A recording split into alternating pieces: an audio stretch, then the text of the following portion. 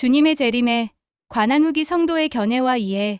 2025년 10월 16일 목 길정권 월당 다락방에서 1.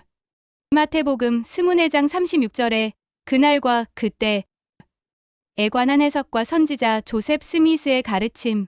마태복음 스문회장 36절과 조셉 스미스 마태 한 장 40절에는 주님의 재림에 관하여 각각 이렇게 기록하고 있다. 그러나 그날과 그때는 아무도 모르나니 하늘의 천사들도 아들도 모르고 오직 아버지만 아시느니라. 마태복음 스문회장 36절. 역자주 마태복음 스문회장 36절의 개역개정판 한국어 성경에는 아들도 모르고가 들어있으나 영어 원문인 흠정역 JV에는 아들도 모르고라는 문구가 들어있지 않다. 그러나 그날과 그때는 아무도 알지 못하나니 하늘에 있는 하나님의 천사들도 모르고 오직 내 아버지만 아시느니라. 조셉 스미스 마태 한 장 40절. 역자주 마태복음 스문회장 36절에 아들도 모르고라는 문구가 조셉 스미스 마태 한 장 40절에는 생략되어 있다. 구주의 오심에 대해 선지자 조셉 스미스는 이렇게 말했다. 예수 그리스도께서는 어느 누구에게도 자기의 오실 정확한 시기를 말씀하지 않으셨습니다. 가서 경전을 읽어보십시오. 그가 오실 정확한 시각이 명시된 곳은 한 군데도 없습니다. 이것을 말하는 사람은 모두 거짓 교사들입니다. 선지자 조셉 스미스의 가르침 323쪽. 브루스 알맥콩키 장로는 이렇게 기록했다. 그리스도의 재림의 시기는 그가 탄생했던 때와 마찬가지로 분명히 정해져 있습니다. 그 시간은 단일 초도 틀리지 않을 것이며 그는 정해진 시간에 오실 것입니다. 복천년은 사람들이 의로워졌다고 해서 일찍 오지도 않을 것이며 악이 만연해 있다고 해서 지연되지도 않을 것입니다. 아버지께서 정해진 시간을 아시듯이 예수 그리스도께서도 그 시간을 알고 계십니다. 12사도 정원회의 1A 맥스웰 장로는 말일에 관해 다음과 같이 기록했다. 노아의 때와 마찬가지로 사람들이 세상의 염려와 쾌락에 몰두할 것입니다. 마태복음 스문회장 37절 참조. 그러므로 대부분의 사람들이 예수님의 영광스러운 재림에 관해 주시는 표적을 알아보지 못할 것입니다. 나 주 하나님이 이를 말하였느니라. 그러나 그 시와 그날을 아는 사람은 아무도 없으며 하늘에 있는 천사도 알지 못하나니 그가 올 때까지 알지 못하리라. 교리와 성향 49편 장 7절. 예수 그리스도께서 재림하는 시기나 시간 또는 날짜를 아는 사람은 없다. 교회 초기에 당시 쉐이커 교도들은 예수 그리스도의 재림이 이미 있었으며 그분이 엘리라는 이름의 여성의 모습으로 돌아오셨다고 믿었다. 이러한 믿음은 장차 마지막 날에 널리 퍼질 것이라고 구주께서 예언하신 거짓 믿음의 예표인 것으로 설명하고 있다. 보라, 그리스도가 여기 있다 혹은 저기 있다 하여도 그를 믿지 말라. 이는 그날의 거짓 그리스도들과 또한 거짓 선지자들이 일어나 큰 표적과 기사를 보여 할 수만 있으면 성약에 따라 택함받은 자인 바로 그 택함받은 자들도 미혹하게 할 것임이니라. 그런즉 만일 사람이 너희에게 말하되 보라, 그가 광야에 있다 하여도 나가지 말며 보라, 골방에 있다 하여도 믿지 말라. 이는 아침 햇살이 동편에서 나와서 서편까지 비치며 온 땅을 덮음같이 인자의 임함도 또한 그러할 것임이니라. 조셉 스미스 마태 한 장 21, 22, 25, 26절. 또한 선지자 조셉 스미스는 1843년 4월 6일 나부에서 행한 회중 설교에서 마태복음 스문회장 36절의 말씀을 다음과 같이 해석하여 가르친 기록이 전해오고 있다.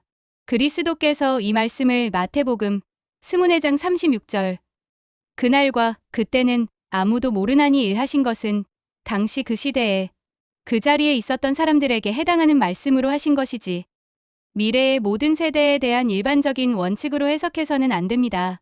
주 여호와께서는 자기의 비밀을 그종 선지자들에게 보이지 아니하시고는 결코 행하심이 없으시리라. 아모스 3장 7절. 그러므로 재림의 시기도 특별히 허락을 받은 즉 지명된 후기의 선지자들에게는 더 구체적인 계시가 주어질 것입니다.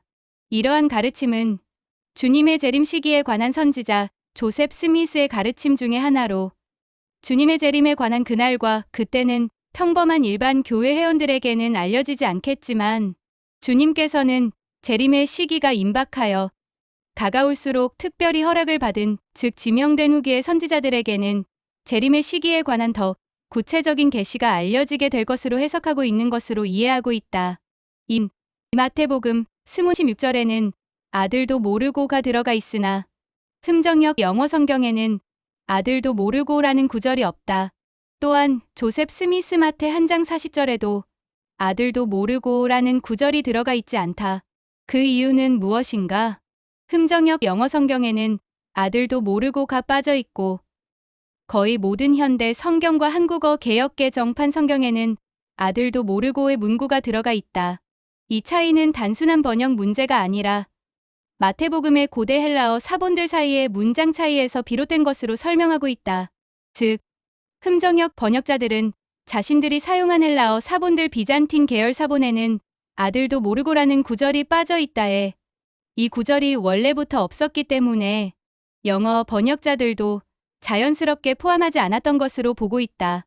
반면에 훨씬 더 오래된 알렉산드리아 계열 사본에는 아들도 모르고라는 구절이 들어가 있어 현대의 경전학자들은 더 오래된 신뢰할 만한 사본에는 아들도 모르고의 문구가 들어가 있는 것으로 보아 현대 성경들은 대부분 이를 복원하여 포함시킨 것으로 알려져 있다.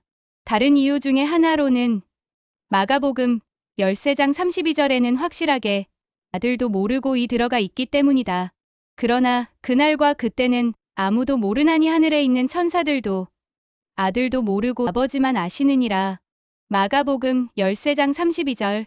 따라서 마태복음에서 빠진 이유는 필사번역 과정에서 신학적 이유로 생략했을 가능성이 높은 것으로 해석하고 있다. 즉, 예수님의 전지, 성을 훼손하는 것처럼 들릴 수 있어서 아들도 모르고라는 구절을 의도적으로 포함하지 않았을 가능성이 있다는 해석이다. 그 반면에 후기 성도의 경전학자들 로버트 J. 마튜 등 이렇게 설명하고 있다. 마태복음의 일부 사본에서 아들도 모르고가 빠진 것은 필사자들이 예수님의 신성을 강조하다 생긴 현상입니다. 그러나 마가복음 13장 32절에는 그 표현이 분명히 있으므로 신학적으로도 문제되지 않습니다. 즉, 후기 성도의 교리는 예수님께서 지상 성역 중에는 아버지와 구분된 지식의 범위를 가지셨던 필렬의 상태로서 제한된 부분이 있었다는 점을 인정하므로 아들도 모르고 하는 표현을 받아들이는 데는 교리적 충돌은 없다는 해석이다. 예수 그리스도께서 이 지상에 육신으로 오셨을 때는 지식이 점진적으로 자라나셨다. 누가복음 2장 52절. 예수는 지혜와 키가 자라가며 하나님과 사람에게 더욱 사랑스러워 가시더라 고 하셨듯이 그분의 구속 사명 당시에는 재림의 시간에 대한 온전한 지식이 일시적으로 유보되어 있을 가능성이 있다는 설명이다. 그러나 주님께서 부활하신 이후에는, 즉 완전한 신성신, 하나님의 속성을 회복하신 후에는 아버지와 함께 아들도 그 시간을 알고 계신다는 해석이 설득력 있는 설명으로 받아들여지고 있다. 이에 대해 브루스 할메콩키 장로는 이렇게 덧붙였다. 예수 그리스도께서는 현재 아버지와 같이 모든 것을 알고 계십니다. 아들의 제한된, 즉 유보된 지식은 단지 필렬의 지상 성역을 수행하는 동안의 제한일 뿐이었습니다. 흥미로운 것은 마태복음 24장 36절에 대한 선지자 조셉 스미스의 영감역 번역은 다음과 같이 기록하고 있다. 그러나 그날과 그때는 아무도 알지 못하나니 하늘에 있는 하나님의 천사들도 모르고 오직 내 아버지만 아시느니라. 조셉 스미스 마태 한 장 40절. 선지자 조셉 스미스의 영감역 번역 조셉 스미스 마태 한 장 40절에는 아들도 모르고라는 구절이 생략되어 있다. 즉, 선지자 조셉 스미스는 흠정역 영어 성경 본문을 기반으로 영감역 번역을 하였음에도 불구하고 선지자 조셉의 개인적인 계시적 통찰에 의하여 일부 문맥을 보완하는 과정에서 이 부분에서도 아들도 모르고라는 구절을 그대로 유지하지 않고 포함시키지도 않았다. 또한 선지자 조셉 스미스는 주님의 재림에 관한 날짜나 시간을 아는 것은 인간의 권한받기며 주님의 재림에 대한 날짜나 시간을 단정하는 자는 모두 거짓 교사라고 분명히 경고했다. 선지자 조셉 스미스는 주님께서 그날과 그 시를 알려주지 않으신 것은 우리가 항상 준비되어 있도록 하기 위함이다라고 가르쳤다. 선지자 조셉 스미스의 가르침 341쪽 브루스 알맥콩키 장로도 이렇게 기록했다. 주님의 재림은 분명히 약속된 사실이지만 그 시각은 알려지지 않았습니다. 우리가 준비되어 있다면 그날은 우리에게 도둑같이 임하지 않을 것입니다. 3. 주님의 재림을 준비하도록 사도 바울이 데살로니가전서 5장 1에서 6절에서 빛의 자녀들이 되라고 권고한 가르침에 대한 해석.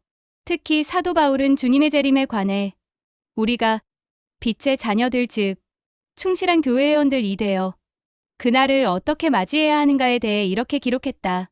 형제들아 때와 시기에 관하여는 너희에게 쓸 것이 없음은 주의 날이 밤에 도둑같이 이를 줄을 너희 자신이 자세히 알기 때문이라. 그들이 평안하다, 안전하다 할 그때에 임신한 여자에게 해산의 고통이 이름과 같이 멸망이 갑자기 그들에게 이르리니 결코 피하지 못하리라. 형제들아 너희는 어둠에 있지 아니하매 그날이 도둑같이 너희에게 임하지 못하리니 너희는 다 빛의 자녀들이며 낮의 자녀들이라. 우리가 밤이나 어둠에 속하지 아니하나니 그러므로 우리는 다른 이들과 같이 자지 말고 오직 깨어 있어 정신을 차릴지라. 데살로니가전서 5장 1에서 6절 사도 바울이 빛의 자녀들인 충실한 교회 회원들에게 그들의 충실함과 의로움을 근거로 언급된 주의 날이 도둑같이 이를 줄을 너희 자신이 자세히 알기 때문이다. 데살로니가전서 5장 2절라는 말씀이 혹 평범한 교회 회원들에게도 주님의 재림에 대한 시기나 시간이 혹 개별적으로 알려진다는 설명을 하고 있는 것이 아니다. 사도 바울은 어둠의 자녀들은 어둠 속에 거하는 세상 사람들이며 그들은 이 두려운 때가 임박하고 있음을 알리는 징조들을 보지 못할 것이므로 주의 날은 그들에게는 두려운 날이 될 것이라고 말하고 있다. 반면에 빛의 자녀들인 자들은 빛과 진리 안에 거하는 충실한 교회 회원들이다. 그들은 경고의 표적들을 보며 주 예수의 강림을 위해 자신들을 영적으로 준비시킨다는 점을 강조하고 있는 것이지 그들에게 주님의 재림에 관한 시기나 때를 개별적으로 알려준다는 설명이 아님에 유의해야 한다. 사도 바울은 어둠의 자녀들을 위한 더 상세한 기술이나 논의를 피하고 있다. 어둠의 자녀가 되는 데는 특별한 준비나 자질이 필요 없기 때문이다. 그러나 사도 바울은 사람이 어떻게 빛의 자녀가 될 수 있는가에 관해서는 자세히 그리고 분명하게 밝히고 있다. 빛의 자녀들인 사람들은 술 취한 사람들처럼 몽롱하지 않고 그 정신이 더욱 맑아지게 된다는 것이다. 그 이유는 그들이 그날과 그때를 예비하여 참된 삶의 본질을 더욱 깊이 인식하며 영적 준비의 필요성을 절감하게 될 것이기 때문이다. 또한 그들의 마음속에는 영원한 엄숙함, 교리와 성약 43편 34절이 머물러 있게 될 것이며 낮의 자녀들로도 불림해 또한 믿음, 사랑, 구원의 소망 데살로니가 전서 5장 8절이라는 세 가지의 위대한 영적 속성을 지니게 되매 이에 더하여 그들은 하나님과 인간과의 관계를 더욱 화목해 하기 위해서 진정한 의미의 빛의 자녀들로 거듭난다는 것이다. 우리는 낮에 속하였으니 정신을 차리고 믿음과 사랑의 호심경 호싱 고대 군인이 가슴을 보호하기 위해 입던 갑옷을 붙이고 구원의 소망의 투구를 쓰자. 데살로니가 전서 5장 8절 사도 바울은 그리스도의 재림을 예기치 못하게 밤에 이르는 도둑에 비유했다. 이 비유는 앞서 예수 그리스도께서도 사용하셨으며 현대의 경전에서도 같은 비유를 찾아볼 수 있다. 마태복음 24장 43절, 누가복음 12장 39절, 교리와 성약 106편 4, 5절. 이 비유는 구주의 재림이 많은 사람에게 갑작스럽고 예상치 못한 사건으로 될 것임을 알려주고 있다.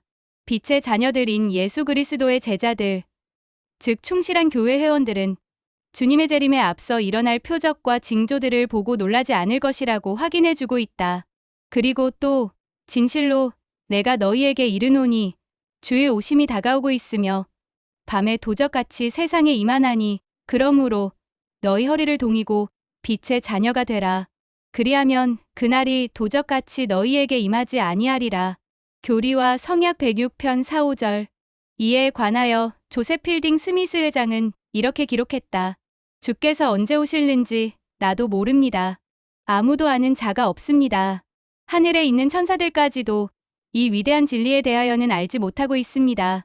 마태복음 24장 36-37절. 그러나 표적이 주어졌다는 것은 알고 있습니다. 온 땅이 재앙과 혼란으로 가득 차 있습니다. 인간들의 마음이 이러한 것들을 두려워하고 있습니다. 무화과 나무에 잎이 나는 것을 보듯이 우리는 표적을 볼 수 있습니다. 그리고 때가 가까웠음을 압니다. 이러한 표적들은 나와 여러분과 지상의 모든 사람들로 하여금 그리스도가 그의 사도들에게 하신 말씀에 유의하게 하며 깨어있게 합니다. 이는 우리가 그날과 그때를 알지 못하기 때문입니다. 그때는 밤중에 도둑들이 올 것이며 그때 많은 사람들이 준비되지 않은 상태에 있게 될 것입니다. 조셉 필딩 스미스, 구원의 교리 3권 47쪽. 성경, 교리와 성약, 후기의 선지자들의 가르침에 나타난 예수 그리스도의 재림 직전에 나타날 주요 징조 10가지. 이로운 세상에 복음이 전파됨. 이 천국 복음이 모든 민족에게 증언되기 위하여 온 세상에 전파되리니 그제야 끝이 오리라. 마태복음 24장 14절. 마태복음 24장 14절의 말씀은 문자 그대로 복음의 회복과 전 세계적 선교 사업으로 해석하고 있으며 실제로 오늘날 복음은 180여 개국 이상에 전파되고 있으며 이는 재림의 가장 큰 표적 중의 하나로 간주되고 있다. 이 이스라엘의 집합과 시온의 회복. 그러나 그들은 또 다시 집합되리라. 그러나 그들은 이방인의 때가 차기까지는 그대로 있으리라. 교리와 성약 45편 25절. 이스라엘의 영적, 물리적 회복으로 이방인들과 유대인들이 모일 것이고 충만한 복음의 회복, 성전 사업, 계보 사업, 시온 건설 등으로 이스라엘의 집합과 시온 건설이 확장될 것으로 보고 있다. 내가 내 백성 이스라엘을 모으리라.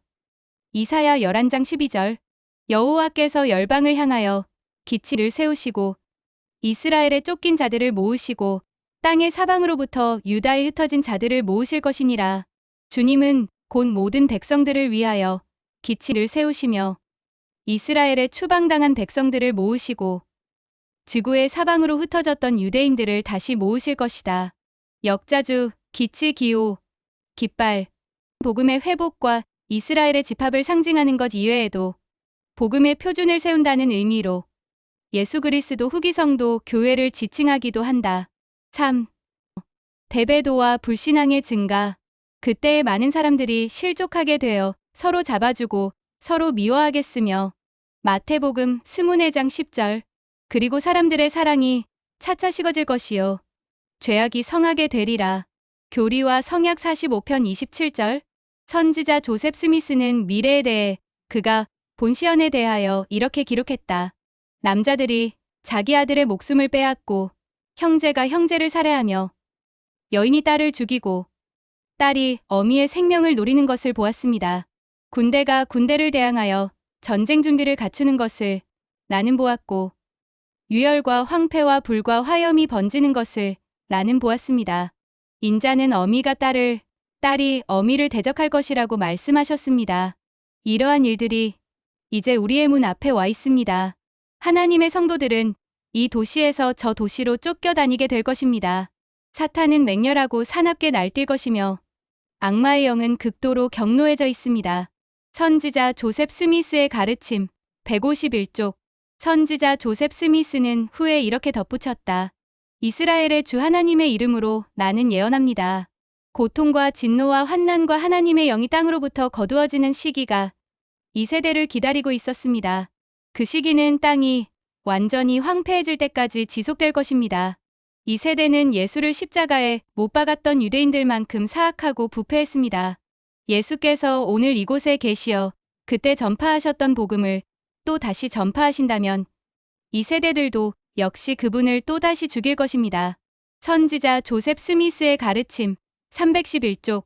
요약하여 도덕적 타락, 가정과 가족의 붕괴, 종교적 냉소주의와 불신앙의 증가로 인하여 신앙의 약화 등이 확산되며 이로 말미암아 마지막 날의 영적 어둠이 확산되는 것을 묘사하고 있다. 4. 자연재해와 천재지변의 증가. 곳곳에 기근과 지진이 있으리니 이 모든 것이 재난의 시작이니라. 마태복음 24장 7, 8절. 하늘이 진동하고 땅이 흔들리며 바다의 물결이 크게 요동하리라. 교리와 성약 88편 87에서 90절. 기상이변, 지진, 홍수, 화산 폭발, 쓰나미, 태풍, 전염병 등이 확산됨은 재앙의 경고의 증거로 해석하며 또한 자연이 사람들의 불의에 대하여 증거함으로도 각각 설명하고 있다. 피조물들이 다 이제까지 함께 탄식하며 함께 고통을 겪고 있는 것을 우리가 아느니라. 로마서 8장 22절.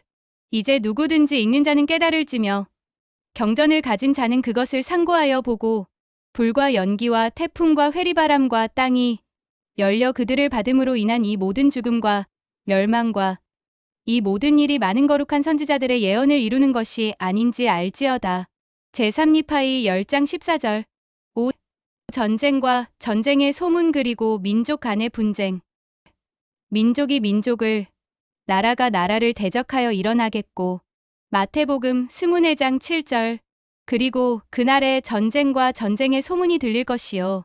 교리와 성약 45편 26절. 진실로 주가 속히 일어나게 될 전쟁에 관하여 이같이 이르노라. 그 전쟁은 사우스캐롤라이나 주의 반란으로 시작되어 마침내는 많은 사람을 죽음과 비참으로 이끈 후 끝나게 되리라. 그리고 전쟁이 이곳에서 시작되어 모든 나라 위에 쏟아질 때가 오리라. 교리와 성약 87편 1, 2절. 미국의 남북전쟁 1861에서 1865, 1861년 4월 12일. 사우스캐롤라이나 섬터 요새에서 발발은 말일에 일어날 전쟁과 전쟁의 소문에 대한 예언의 성취의 시작의 한 부분으로 보고 있으며 이후에 세계 제1차 대전과 세계 제2차 대전이 일어났다. 오늘날 우리 주변에서 일어나고 있는 현대 전의 시초는 미국의 남북전쟁으로부터 시작된 것으로 해석하고 있다. 지금도 국제 영토 분쟁, 종교 및 이념 충돌, 핵 위협 등이 계속되고 있어 소위 전쟁과 전쟁의 소문의 시대에 돌입하였음을 예고해주고 있다. 6. 거짓 그리스도들과 거짓 선지자들의 출현. 거짓 그리스도들과 거짓 선지자들이 일어나 큰 표적과 기사를 보여 할 수만 있다면 택하신 자들도 미혹하리라.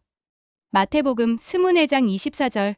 이는 그날에 거짓 그리스도들과 또한 거짓 선지자들이 일어나 큰 표적과 기사를 보여 할 수만 있으면 성약에 따라 택함을 받은 자인 바로 그 택함을 받은 자들도 미혹하게 할 것임이니라. 조셉 스미스 마태 1장 22절. 브루스 알맥콩키 장로는 이렇게 설명했다. 거짓 그리스도는 단지 사람만을 의미하는 것은 아닙니다. 그것은 거짓된 예배의 체제, 거짓 교회, 거짓 종파로서 그들은 보라 여기에 구원이 있다. 여기 그리스도의 교리가 있다. 와서 이러이러한 것을 믿으면 구원을 얻을 것이라고 외칩니다. 사도와 선지자들이 가르친 방법 이외의 어떤 방법으로든 구원과 성결케 됨과 거룩하게 됨과 모든 약속된 보상을 얻을 수 있다고 말하는 가르침이나 철학이 있다면 그것은 바로 거짓 그리스도인 것입니다. 조셉 필딩 스미스 회장은 거짓 교사에 대하여 이렇게 덧붙였다. 교만하며 스스로 뽐내는 자들에 대해 말씀하시며 경고했습니다. 이들은 자만의 등불에 의존하여 읽고 자신이 고안한 규칙에 의해 해석하고 자기가 자기에게 율법이 되어 자신의 행위에 독단 판사인 채 하는 사람들입니다. 리아오나 2000년 1월 5, 73-74쪽. 당시 12사도 정원회의 일원이었던 메리언 G. 머레이 장로는 택함을 받은 자들을 이렇게 정의했다. 성약에 따라 택함을 받은 자들이란 교회 회원들이며 따라서 우리는 주의하라는 경고를 받은 사람들입니다. 7. 성전의 회복과 건축 그리고 시온 건설. 그런즉 너희가 나는 내 성산 시온에 사는 너희 하나님 여호와인 줄 알 것이다. 요엘 3장 17절. 그런즉 이는 약속의 땅이요 시온 성을 위한 장소니라. 그리고 주 너희 하나님이 이르노라. 보라, 지금 인디펜던스라 일컫는 장소가 중심이니라. 교리와 성약 57편 1에서 3절. 시온에서 나의 백성을 위하여 집을 세우라. 그러하도다. 주가 그의 선지자들의 입을 빌어 말한 것 같이 그의 백성을 회복하기 위하여 또 새 예루살렘 성이 될 시온산 위에 서도록 그의 성도를 모으기 위하여 마지막 날에 세워진 그의 교회에 관한 주의 말씀이니라.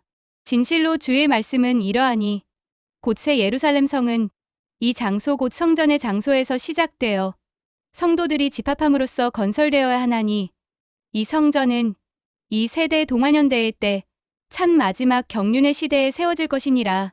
이 세대는 주를 위하여 한 집이 건축되어 구름은 하나님이 그의 백성을 인도하시고 보호하신다는 눈에 보이는 표적을 의미함이 그 위에 머물 때까지 지나가지 아니하리니 그 구름이 곧 주의 영광이라. 그 집을 가득 채우리라. 교리와 성약 84편 2, 4, 5절. 재림 전후의 전 세계에 세워지는 성전 건립은 말일의 징조 중에서 가장 핵심적인 표적 중의 하나이다. 따라서 오늘날 전 세계에 세워지는 성전 건립은 그 예표 중의 하나이다.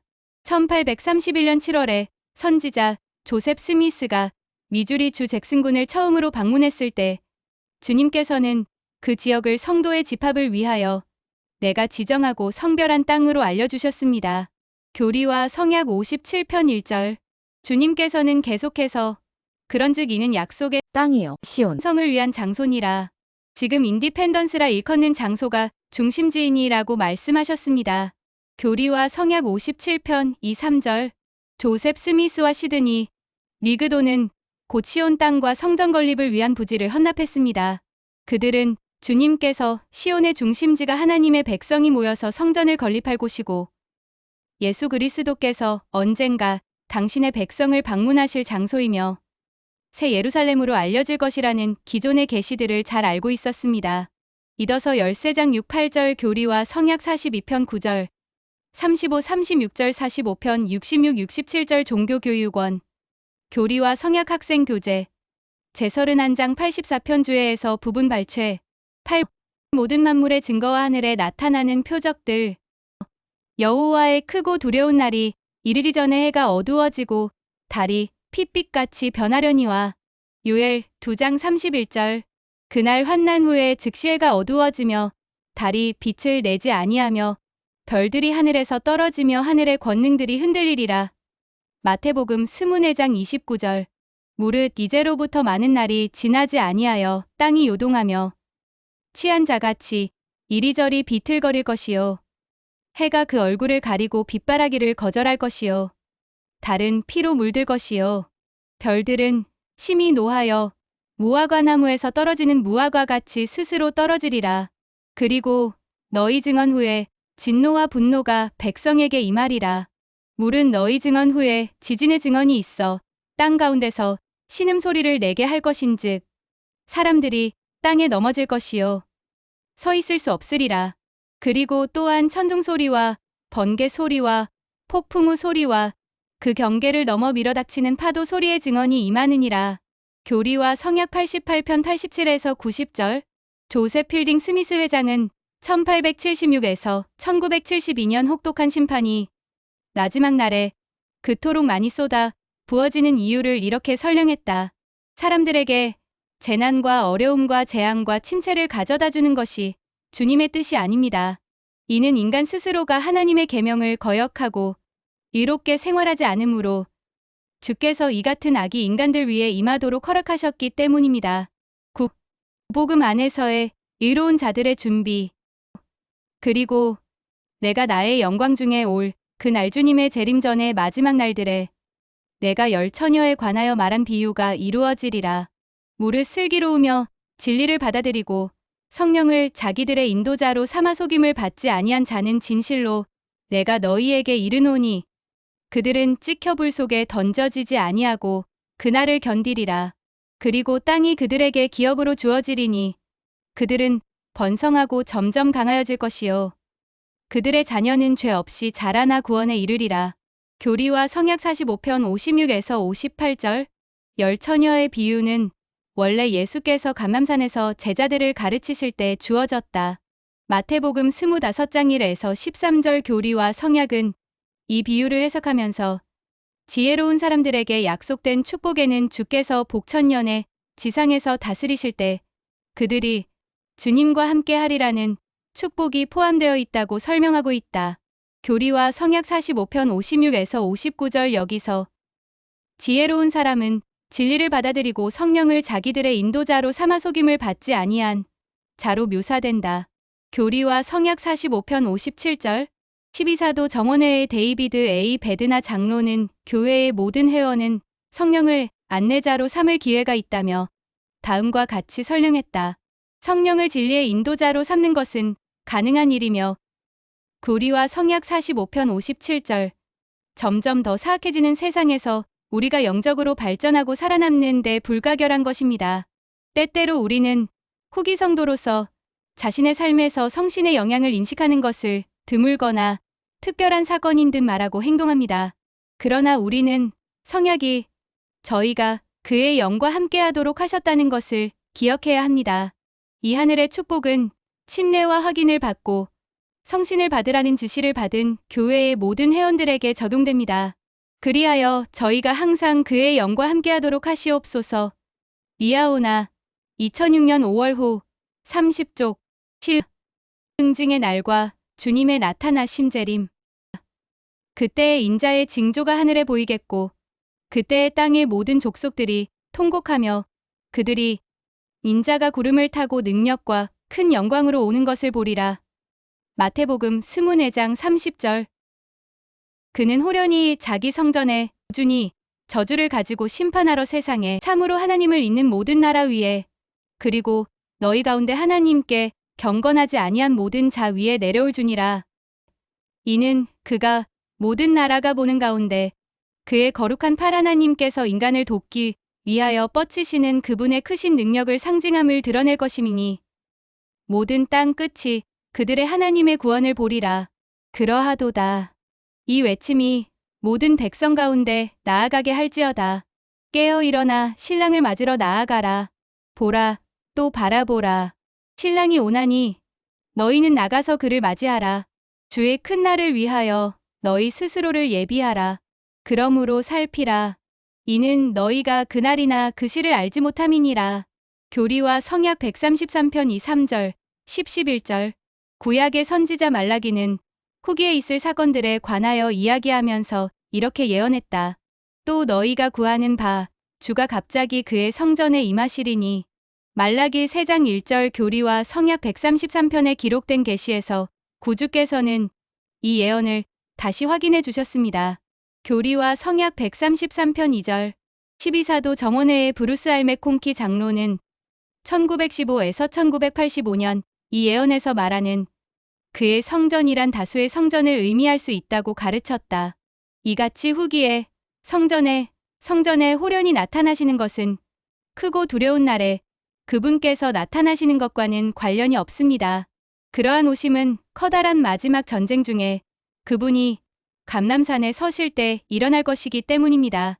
성전에 나타나심은 그분께서 1836년 4월 3일 커틀랜드 성전에 다시 오셨을 때 적어도 일부는 성취되었으며 그분께서 다른 그분의 성전, 더 구체적으로 미주리 주 잭슨군에 세워질 성전에 호련히 다시 돌아오실 것이 이미 분명합니다. 교리와 성약 133편에 기록된 계시에서 저주를 가지고 심판하러 세상에 내려오주라는 말은 예수 그리스도의 재림을 의미하는 것이다. 교리와 성약 133편 2절 재림시에 구주께서는 그분의 심판과 공의를 참으로 하나님을 잇는 모든 나라 위에 뿐 아니라 성도들 가운데 하나님께 경건하지 아니한 자 위에 쏟아부으실 것이다. 교리와 성약 133편 2절.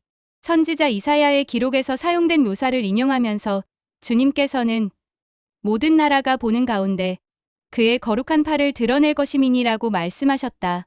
교리와 성약 133편 3절. 이사야 52장 10절. 경전에서 팔이란 힘과 권능을 상징할 수 있다. 그의 거룩한 팔을 드러낼 것이란 말은 그분께서 자신의 힘과 권능을 세상에 나타내시리라는 의미이다. 이 예언은 예수 그리스도의 재림시에 나타날 권능과 영광을 의미할 수도 있지만 주님께서 그분의 재림을 준비하시기 위해 이스라엘을 집합시키는 위대한 후기의 사업을 의미할 수도 있다. 몰몬경의 선지자 니파이는 이사야 52장 10절에 기록된 이사야의 예언을 언급하면서 후기에 주 하나님께서는 나아가 만국의 목전에 그의 팔을 드러내사 이스라엘의 집에 속한 자들을 위한 그의 성약과 그의 복음을 이루실 것이 라고 가르쳤다.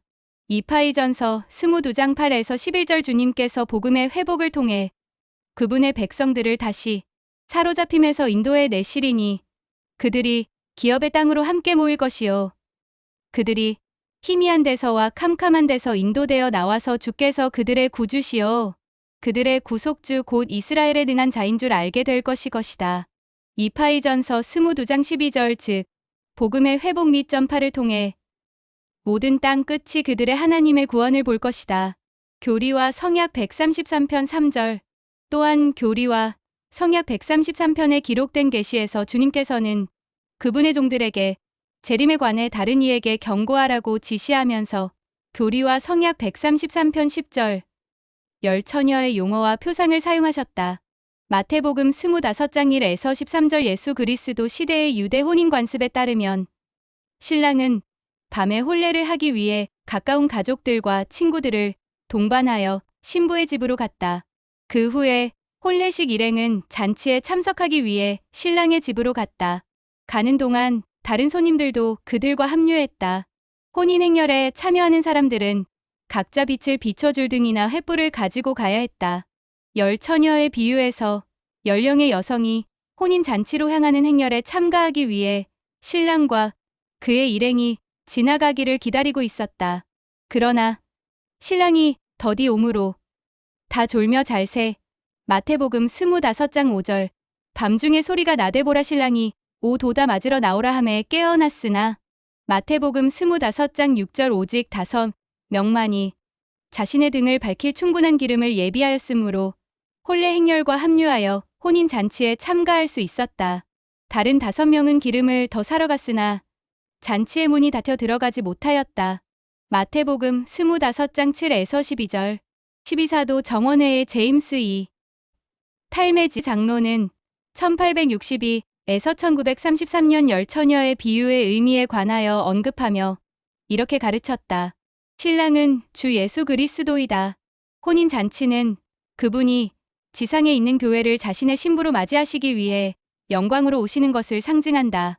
578 아무도 그날이나 그 시를 알지 못하므로 모든 사람에게 주는 경고란 자신의 영적인 잠에서 깨어나 일어나 방심하지 말고 그분의 오심을 준비하고 바라보라는 것이다. 교리와 성약 133편 11절 고든 비 힝클리 회장은 이렇게 설명했다. 우리는 재림의 때는 모르지만 그 징조가 날마다 성취되고 있음을 보고 있습니다. 준비된 자들에게는 크고 두려운 날이 아니라 희망과 영광의 날입니다. 조셉 필딩 스미스 회장도 이렇게 덧붙였다. 징조들은 우리에게 시간표를 주기 위한 것이 아니라 우리가 깨어있게 하기 위한 것이다. 구주께서는 온 세상에 재림하시기 전에 몇 차례 나타나실 것임. 종교교육원 복음교리 학생교재 제36장 재림 구주께서는 미대륙의 시온에 있는 성구들에게 2번에 걸쳐 호련히 나타나실 것임을 알려주셨다. 구주께서는 아담 온다이 아만 교리와 성약 116편 1절에 나타나실 것이다. 1838년 5월 19일에 선지자 조셉 스미스는 주께서 미주리 주 스프링힐을 아담 온다이 아만이라 이르셨음을 알게 되었다. 1838년 7월 8일 주님은 아담 온다이 아만이 아담이 거하던 땅임을 확인해 주셨다. 교리와 성약 117편 8절 올라하신 애들 곧 아담이 거하던 땅 브리검 영회장은 1801에서 1877년 아담 온다이 아만의 중요성에 관하여 다음과 같이 회상했다. 선지자 조셉은 나에게 에덴 동산이 미주리주 잭슨군 인디펜던스 부근에 있었다고 말씀했습니다. 아담이 쫓겨났을 때 그는 미주리 주 데이비스군 스프링힐에 있는 우리가 현재 아담 온다이 아만이라고 부르는 곳으로 갔습니다. 그곳에서 그는 제단을 쌓고 희생 제물을 바쳤습니다. 선지자 조셉 스미스는 나아가 이렇게 설명했다. 나는 아담 온다이 아만 골짜기에서 아담을 보았습니다. 그는 자녀들을 불러 모으고 축복사에 축복을 주었습니다. 주께서 그들 가운데 나타나셨고 그가 아담 그들을 모두 축복했으며 마지막 세대에 임하게 될 일을 예언했습니다. 아담이 그의 후손들을 축복한 연유는 그들을 하나님의 면전으로 이끌기 위함이었습니다. 조셉 스미스 가르침 105쪽 또는 교리와 성약 107편 53에서 57절, 교리와 성약 116편에 기록된 계시에서 주님은 아담 온다이 아만의 위치를 밝히셨을 뿐 아니라 그곳이 미래의 어느 날 아담이 자기 백성을 방문하러 올 곳이고 곧 선지자 다니엘이 말한 바와 같이 옛부터 항상 계신 이가 앉을 곳이라고 말씀하셨다. 교리와 성약 116편 1절, 다니엘 7장 90, 22절. 일반적으로 후기 성도의 경전학자들은 재림 전에 아담이 후손들과 모여 평의회를 열고 자신의 청지기 직분을 주님께 넘겨주는 대평의회가 있을 것이고 이 모임은 중요한 권능과 권세 이양의 상징적 사건으로 설명하고 있다. 아담 온다이 아만에 대해서는 고대의 날들에 아담이 그의 후손들과 교통하였던 곳이라고 설명하고 있다.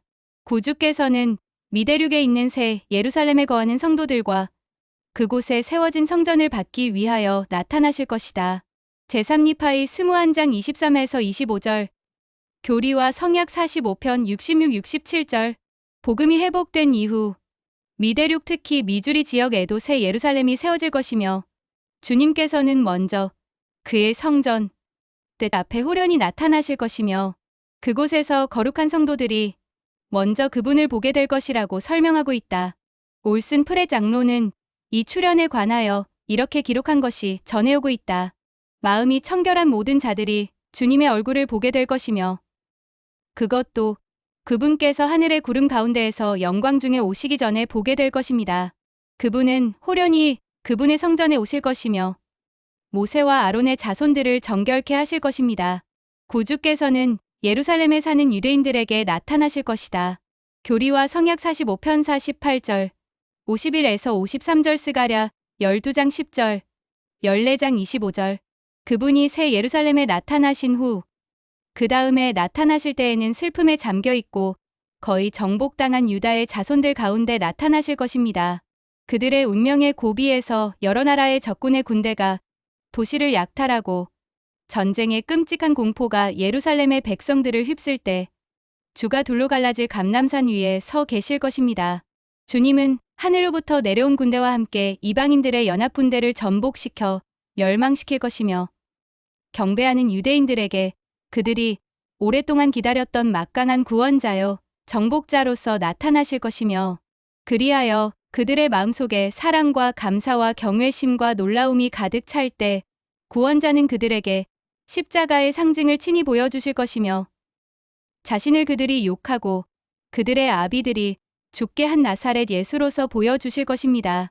그때 그들의 마음에서 떠난 불신앙과 이스라엘의 더러운 완악함이 바뀔 것입니다. 에즈라 테프트 벤슨 회장은 이렇게 덧붙였다. 그분은 먼저 새 예루살렘에 모인 의로운 성도들에게 나타나실 것입니다. 의로운 성도들은 이 피난처에서 모든 백성에게 한없이 내려질 주님의 진노를 받지 않고 안전하게 거할 것입니다. 주님은 그 다음으로 유대인들에게 나타나실 것입니다. 다시 예루살렘을 전복시키려고 위협하는 이방적 군에 의해 포위된 유다의 후손들에게 그들의 메시아인 구주께서 나타나셔서 감람산 위에 발을 디디시리니 산은 둘로 갈라질 것이요 땅은 요동하며 이리저리 흔들릴 것이요 여러 하늘도 진동할 것입니다. 교리와 성약 45편 48절 할 것입니다. 그때 주님께서는 손수 이방 군대를 멸하실 것이며 에스겔 38 39장 유다는 더 이상 박해받지 않고 흩어지지 않으며 살아남게 될 것입니다. 에즈라 테프트 벤슨 뉴이라 1980년 12월 49, 50쪽 주님은 온 세상 사람들에게 영광 가운데 나타나실 것이다.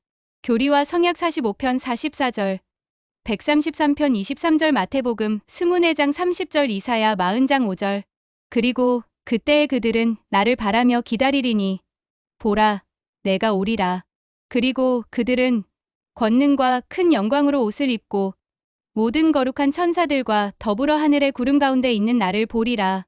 또 주가 그의 음성을 바라리니 땅의 모든 끝이 이를 들을 것이요 땅의 나라들이 애통할 것이며 비웃던 자들이 자기들의 어리석음을 깨달으리라. 그리고 재앙이 조소하는 자들을 뒤덮을 것이요 멸시하는 자가 소멸될 것이요 죄악의 기회를 엿보던 자들이 찍혀 불 속에 던져지리라. 교리와 성약 45편 44, 49, 50절. 에즈라, 테프트 벤슨 회장은 이렇게 덧붙였다. 그리스도는 마지막으로 나머지 세상 사람들에게 나타나실 것입니다. 온 세상 사람들은 권능과 큰 영광으로 옷을 입고 모든 거룩한 천사들과 더불어 하늘의 구름 가운데 있는 그분을 보게 될 것입니다. 그렇습니다. 그분은 분명히 오십니다. 에즈라 테프트 벤슨, 뉴이라, 1980년 12월 49, 50쪽. 요약하여 재림의 목적은 이 세상의 죄악을 깨끗하게 하시기 위해 지상에서의 평화를 가져오며 하나님의 왕국을 세우시기 위해 의로운 자들을 보상하시기 위해 오심으로 설명할 수 있다. 6. 주님께서는 재림하실 때 붉은 옷을 입고 오시는가? 교리와 성약 133편 46에서 48절 이사야 63장 23절 요한계시록 19장 11에서 13절. 어찌하여 내 옷이 붉으며 내 옷이 포도즙 틀을 밟는 자 같으냐. 만민 가운데 나와 함께 한 자가 없이 내가 홀로 포도즙 틀을 밟았는데 내가 노함으로 말미암아 무리를 밟았고 분함으로 말미암아 짓밟았으므로 그들의 선혈이 내 옷에 튀어 내 옷을 더럽혔음이니라. 이사야 63장 2, 3절. 또 내가 하늘이 열린 것을 보니 보라 백마와 그것을 탄 자가 있으니 그 이름은 충신과 진실이라. 대문자로 faithful and true 대문자로 표기하여 진리 그 자체이신 하나님을 지칭하는 고유명사로 나타냄 대문자로 그가 공의로 심판하며 싸우더라. 또 그가 피 뿌린 옷을 입었는데 그 이름은 하나님의 말씀이라 칭하더라. 하늘에 있는 군대들이 희고 깨끗한 세마포 옷을 입고 백마를 타고 그를 따르더라. 요한계시록 19장 11, 13절. 그리고 이 같은 말을 들으리니 곧 물들인 옷을 입고 하늘에 계신 하나님에게서 내려오는 이가 누구냐? 참으로 알려지지 않은 곳에서 오며 영화로운 옷을 입고 그의 큰 능력으로 걷는 이가 누구냐? 그러면 그가 이르기를 나는 의로서 말한 자요 구원하기에 능한 자니라 하리라. 그리고 주는 그의 복이 붉을 것이요 그의 옷은 포도즙 틀을 밟는 자와 같으리라. 교리와 성약 133편 46에서 48절. 교리와 성약 133편 46에서 51절에 기록된 주님의 말씀은 이사야가 예수 그리스도가 다시 오실 때 홀로 포도즙 틀을 밟았던 그분의 일복이 붉으리라 고 예언한 이사야의 가르침을 재확인시켜 줍니다. 이사야 63장 2, 3절 요한계시록 19장 13절. 고대에는 커다란 대야에 포도를 가득 담아 포도즙 틀로 사용했습니다. 포도즙을 짜내려면 몇 명의 일꾼들이 대야 안에 서서 포도를 짓밟아야 했습니다. 그들의 발과 옷은 포도에서 나온 즙에 물들어서 짙은 붉은색을 띠게 되었습니다. 재림 때 구주께서 입으실 붉은 옷에는 몇 가지 의미가 담겨져 있습니다. 그것은 예수 그리스도의 재림 때 악인들이 포도나무의 포도처럼 간악함으로 무르익어 하나님의 진노의 포도즙 틀에 밟힐 때 요한계시록 14장 19절. 그들에게 닥칠 하나님의 심판과 파괴를 나타냅니다. 또한 구주께서 입으신 옷의 붉은색은 포도즙 틀로 포도를 압착하여 즙을 짜내는 것처럼 몸에서 속죄의 피가 흘렀던 구주께서 겟세마네에서 겪으신 고통을 상기시켜 줍니다. 12사도 정원회의 닐 A. 맥스웰 장로는 1926에서 2004년 구주께서 겟세마네에서 겪으셨던 고통에 관해 언급하면서 재림 때에 구주께서 입으실 붉은 옷을 보고 의로운 자들은 그분이 자신들을 위해 흘리신 피를 기억하게 될 것이라고 가르쳤습니다. 모든 땀구멍에서 피를 흘리셨으니 겟세마네에서 그의 옷이 얼마나 발갛게 되었겠으며 그 외투는 얼마나 부럽겠습니까? 그리스도가 권세와 영광 중에서 오실 때 분노의 포도즙 틀을 상징할 뿐만 아니라 그가 우리 모두를 위해 겟세마네와 갈보리에서 얼마나 고통을 당하셨는가를 기억하게 해주는 붉은 옷차림으로 그분이 오실 것임은 조금도 이상한 일이 아닙니다.